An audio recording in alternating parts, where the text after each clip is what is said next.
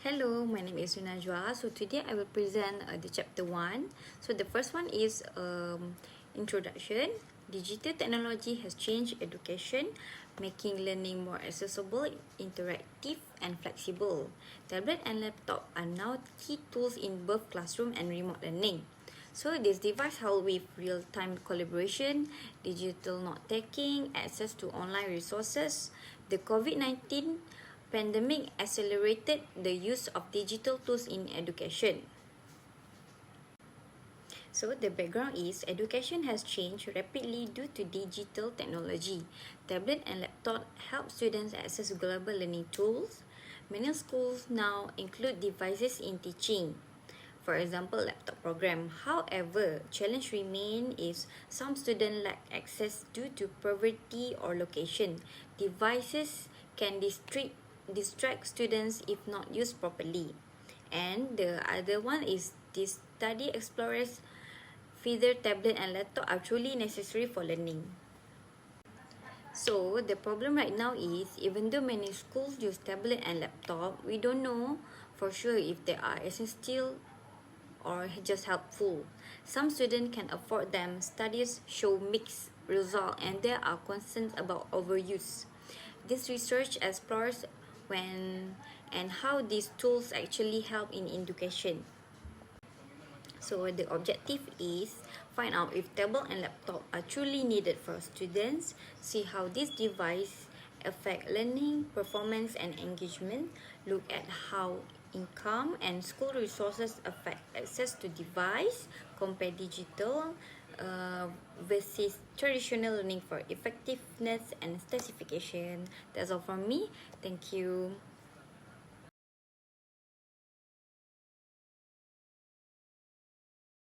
Hi and Assalamualaikum. My name is Nur Adriana Binti Syaiful and I will explain about Chapter 2 Literature Review. So this chapter will define on the secondary data that has been collected during the research. So for the overview of the gadgets, a gadget is usually a lightweight and easy to carry. It's combined hardware, the device itself and software the program it runs. For example, smartphones are used for calling, messaging, taking photos and also browsing the internet. The growth of social media, online learning and working from home has made people use gadgets more. For the factor contributing the use of gadgets, the first one, e-learning. E-learning is a way of studying or learning using electronic device like computer, tablets or smartphone.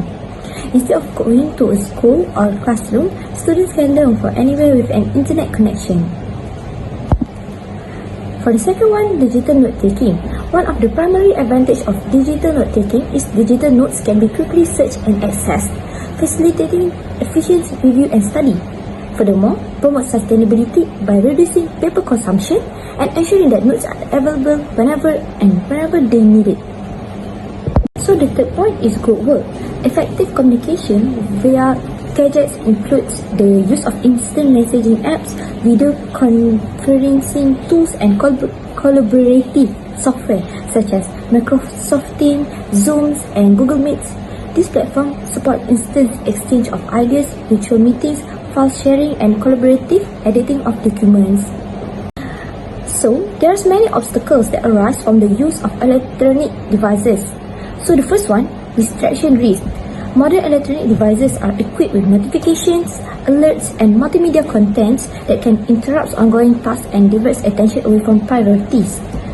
So, for example, students may find it difficult and challenging to concentrate during lessons or study session if their device constantly ping with notification, thereby reducing retention and comprehension. The second one is screen time concern. Too much screen time can also mean less physical activity. This can make people less active and lead to health problems like weight gain. It can also reduce time spent with friends and family in person. So the last one is privacy and security concern. When using gadgets and the internet, privacy and security are very important. Sometimes personal information like your name, address or password can be shared or stored without your permissions. Some links can be harmful for students and may install viruses or malware on your devices. Make it easily virus on your personal data.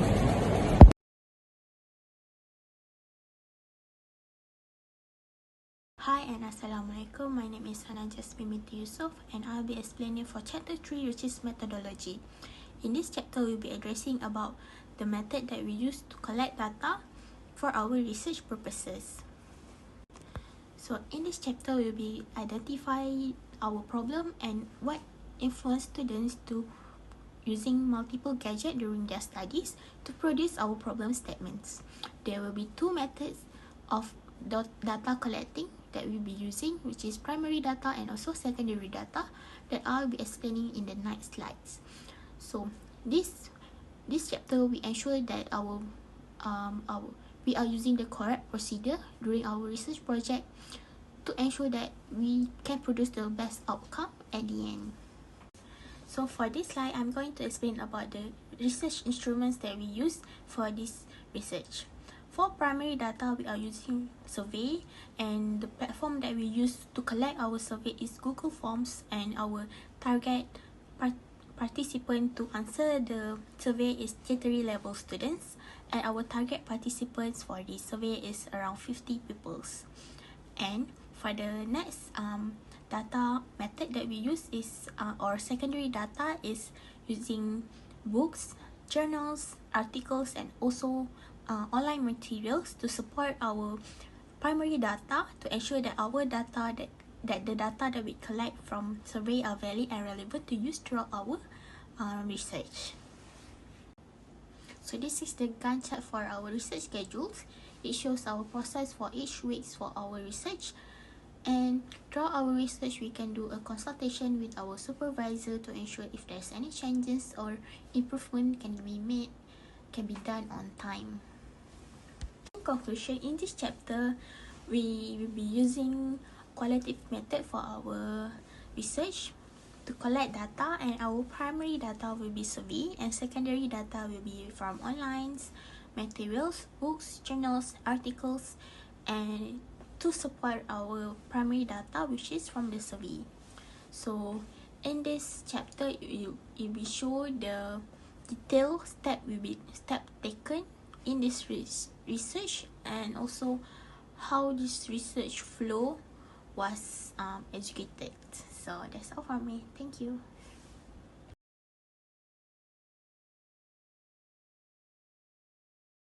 Hello everyone, now I will present chapter 4 of the research, which is about finding and discussion. This chapter explains what we found from the student survey and what the result mean. First, let's look at what students own. 82% of students have both a smartphone and a laptop. 57% also have a tablet, but most students use the laptop for their studies. Only a small number use smartphone or tablet as their main device. Then, for academic, found that all students 100% use gadget for e-learning, 57% use them for digital note-taking and work group. These show gadgets are important for academic activities. Then, factor influencing multiple gadget ownership. Some students buy gadget because their friends have them, but most students say they choose gadget based on their own needs.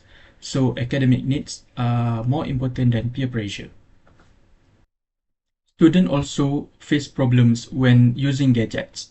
The most challenges is distracted by notification by non-academic apps like social media during academic tasks. And data for other challenges are same, which technical and skill problems and concern about health effect. Then, health impacts. With 31% of the students reporting discomfort like eye strain and back pain, this point to the growing issue of digital fatigue among students. The continuous exposure to the screen, especially for long periods, can lead to health problems that could affect overall well-being and academic performance. So here is a discussion part. We found most students prefer to use laptops for their studies. This is because laptops have big screen, strong performance, and more storage. Laptops are great for doing tasks like writing reports or analyzing data. Smartphones are used by some students, but they are small and not easy to work with. So students only use them for quick searches or messages for social. Tablets are owned by many students, but they are not used much for academic work. Tablets are seen as extra tool, not the main device because they are not powerful than laptop. Usually used for e-learning and digital note-taking, not for heavy tasks. Students often use different gadgets for different tasks. For example, smartphones for chatting or quick browsing, laptops for heavy work like assignments, tablets for reading or taking notes. This is called device layering, using each gadget for a specific purpose. But the study shows that own many gadgets may not be necessary. Most students only use one or two gadgets for their studies. So having many devices is more about personal choice than real need. One big problem with gadget is distraction. About 29% of students get distracted by notification and apps that are not for study. This makes it hard to focus. It's called tech distraction. Another problem is technical issues. Some students face problems like poor internet connection or device errors. These issues can slow down learning and cause stress. And then using gadgets too much can also affect health. 31% of students say they get eye strain, back pain, or feel tired. Looking at screen for a long time causes digital fatigue. This shows students need to balance their screen time to stay healthy. Okay, some students get new gadget because they see their friends using them. 26% of students say they are influenced by their friends, but most students choose gadgets based on what they really need for academic, not because of peer pressure. So to summarize, laptops are the most used and useful for academic purpose. Smartphone and tablets are used less for academic work. Students may own many gadgets but usually only use one or two. Distraction, tech problems, and health issues are common. It's better to focus on how we use gadget, not how many we have. So the main takeaway, having multiple devices is not always necessary for students, as laptop and smartphone fulfill most academic needs. So I will pass to the next presenter.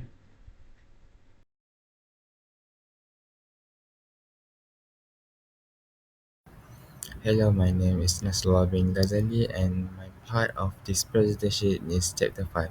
So let we start with a statement of objectives. So the first point is assessing device necessity.